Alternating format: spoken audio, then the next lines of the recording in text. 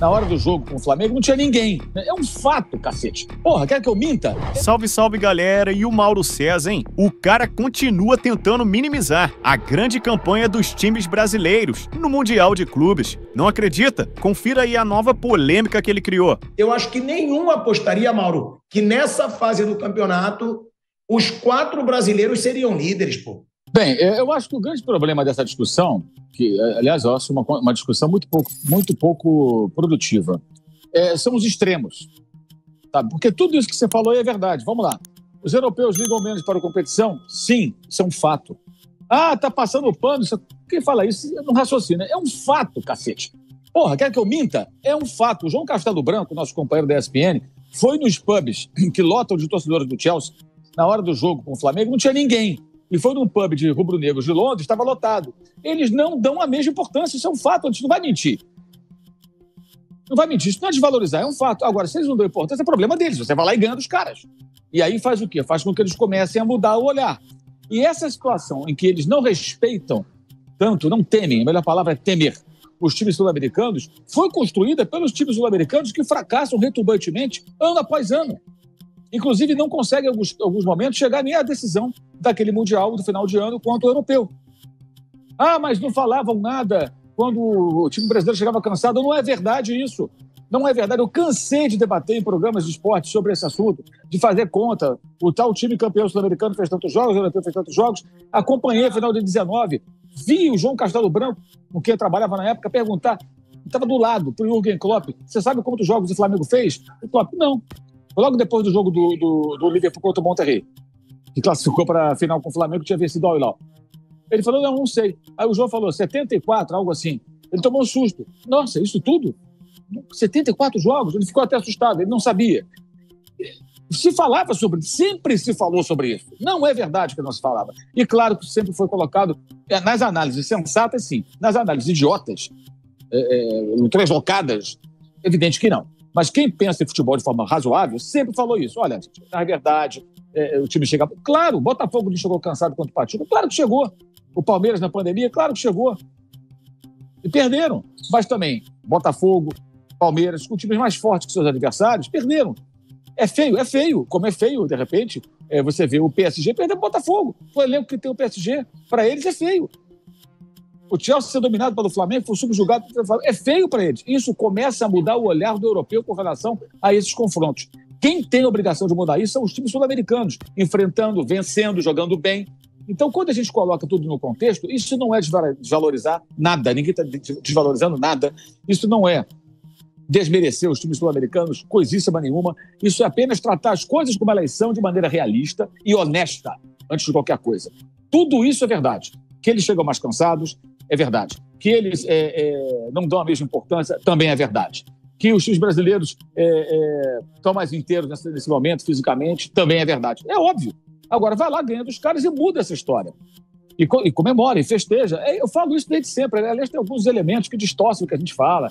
Aí um babaca ou outro vai lá e grava um vídeo no YouTube, distorcendo tudo. Eu nunca desmereci nada, apenas eu não fico mentindo para o torcedor, tentando passar uma ideia como se os times sul-americanos fossem mais fortes do que os europeus mais fortes. Não são.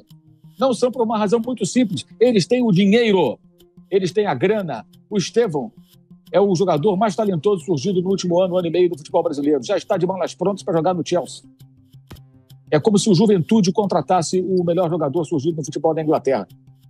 Porque, não no caso do Chelsea, mas, por exemplo, me expressei mal, os 2 volantes campeões da Libertadores, João Gomes do Flamengo 22 e André pelo Fluminense 23. Os 2 jogam no Wolverhampton. É como se o Juventude aqui no Brasil contratasse os 2 volantes jovens que estivessem sendo convocados para a seleção da Inglaterra. Então, o que acontece, o que a gente vê, é que tudo isso é verdade, está tudo dentro de um grande caldeirão. Então, é para entender o contexto, saber que tudo isso é fato, valorizar as vitórias brasileiras e, a partir do momento que os times do Brasil e da América do Sul em geral conseguem enfrentar e superar os europeus, você oferece desafio técnico, mostra para eles que, olha, a coisa não é tão simples agora, e aí eles vão começar a mudar. E aí pode ficar até mais complicado nesses embates. Eu duvido, Odó, que nos próximos confrontos de times da Europa com times sul-americanos, eles entrem tão, assim, achando que podem ganhar. Alguém acha que o PSG não achava que podia ganhar? Ou o Chelsea achava que ia tomar o coco que tomou do Flamengo? Claro que não. Eles não esperavam isso. Então, isso começa a mudar o olhar do europeu e aí pode mudar também o comportamento. Imagino que mude, porque ninguém quer perder. Você entra meio murcho ali porque você acha, esses caras aí a gente ganha. Quando você vê que não é assim, opa, temos que dar mais gás. No jogo do Botafogo, o Luiz Henrique deixou jogadores importantes de fora e foi colocando em campo durante a partida, porque percebeu que a coisa estava feia para ele. Estava feia para ele. O Chelsea baixou a porrada no Flamengo o jogo inteiro. Foi desleal em alguns momentos. A expulsão do Nicolas Jackson foi o fecho de uma partida violenta da equipe inglesa. Por que jogou assim? Porque viu que o jogo era difícil, que o time do Flamengo é bom e tem condições de enfrentá-lo. E o que falou o Felipe Luiz, depois do jogo passado, foi perfeito. Ele definiu bem. Existe uma elite dos times que são muito, muito difíceis de serem batidos em condições de competição, digamos assim, com intensidade. Existe um bloco de baixo que está ali perto dos brasileiros e os outros mais fracos, que dá para ganhar. E esse campeonato, como tem vários representantes, não só o campeão, né, ele tem times que estão no bloco mais abaixo. O Chelsea não é pelotão número 1 hoje do futebol europeu. O Dortmund menos ainda. Mas são times fortes. E vencê-los, superá-los, jogar bem contra eles, é relevante. Então, tudo isso é verdade, tudo isso é possível. Entender o contexto, ter a noção de que para eles esse torneio não tem a importância que tem para nós, sul-americanos, entender que de fato eles estão esgotados, como os brasileiros chegavam esgotados. Isso era falado na época, isso tem que ser falado agora, porque é um fato. Nós somos jornalistas, temos que trabalhar com os fatos. Né? E isso são fatos, tem que ser colocado no contexto. E, ao mesmo tempo, valorizar as vitórias de equipes que, embora estejam mais inteiras fisicamente, embora estejam mais adaptadas ao calor, eu estou aqui em Orlando, um calor infernal, elas são tecnicamente inferiores, com menor investimento e conseguem enfrentar e superar. É isso, é simples assim. Gente, o Chelsea investiu nesse elenco atual, contando os jogadores que ele já emprestou, 1,5 bilhão de euros. Vocês já pararam para pensar nisso? Multiplica isso por 6 e alguma coisa. Dá para pagar a dívida do Corinthians, do São Paulo, do Fluminense, do Vasco, do Clube Social do Botafogo, do Internacional, sei lá. É uma loucura, é uma disparidade absurda. E é claro que eles conseguem contratar jogadores que são os melhores, tem times mais fortes, tem os melhores técnicos, tem campeonatos mais organizados, jogam menos partidas por temporada. Mas nesse contexto em que eles estão mais vulneráveis e com uma certa empáfia, que foi construída nos últimos anos pela ampla superioridade deles sobre times de outros continentes, é a oportunidade que Palmeiras, Flamengo, Botafogo e Fluminense devem aproveitar. Simples assim. É como eu penso. Tudo isso aí é verdade. Uma coisa não anula a outra. E eu acho que tem que se comemorar, tem que valorizar e tudo mais, mas sem perder a noção da realidade. Porque tudo isso, para mim, é apenas fato, não é opinião. Não é opinião. Quando eu falo, o time europeu está em fim de temporada, é verdade. Quando eu falo que eles estão menos adaptados ao calor, também é verdade. Quando eu falo que eles dão menos importância, é um fato. Você não vê aqui torcedores dessas equipes no volume dos torcedores sul-americanos.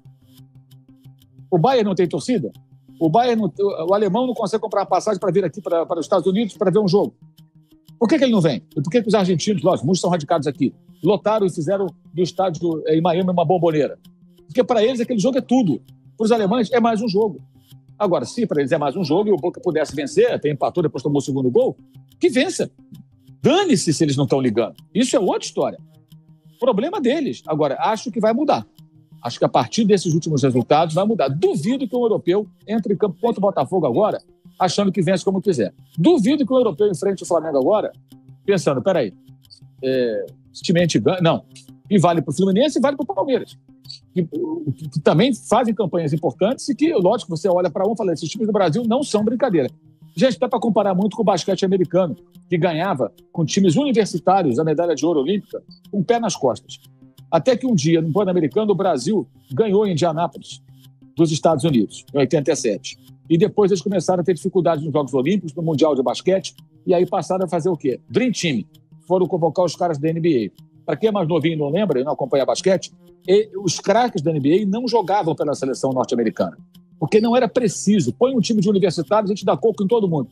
Isso parou de acontecer porque o basquete evoluiu na Argentina, no Brasil, na Sérvia, na Croácia, na Espanha, na Alemanha, em vários países. E aí você passou a ter times fortes, Grécia, de outras nacionalidades, que enfrentavam os americanos e ganhavam dos americanos. E aí criou-se o primeiro Dream Team, o segundo Dream Team. Cada Olimpíada tem um Dream Team do basquete, porque eles vão buscar os caras da NBA. E os caras da NBA, que não ligavam para isso, passaram a querer jogar porque sabiam que ali tinha o quê? Desafio técnico. O que os times brasileiros estão mostrando para os europeus é o seguinte, olha, eu te desafio tecnicamente, eu posso te derrotar. Não fique pensando aí que vai ganhar com o pé nas costas, que não vai ganhar. E a partir de que isso acontece em campo, ele vai mudar o olhar com relação ao time brasileiro. Então, acho que é importante a gente entender todo esse contexto e parar com essa coisa extrema, sabe? É uma coisa anula a outra. Não, tudo isso está num grande caldeirão e tudo isso é verdade. Eu discordo do Mauro em alguns pontos, né? Nessa situação de clube europeu não valorizar, eu até entendo que possa valorizar menos que a Champions, tá? Mas e aí é aquilo que eu falo, eu não levo como parâmetro, e aí eu não vou mudar o que eu falei, o Mauro César Pereira. Você, eu sei que você sempre falou isso, mas a mídia, no geral, não. E aí, torcedor, deixe o seu comentário abaixo do vídeo o que você achou desse novo comentário de Mauro César. O cara simplesmente não aceita que os times brasileiros podem fazer um grande mundial e continua nessa narrativa que os times europeus não dão bola para essa competição. Deixe seu comentário e você pode também deixar o seu like e se inscrever no canal para ficar por dentro de tudo que acontece no nosso futebol. Eu vou ficando por aqui, valeu e até a próxima!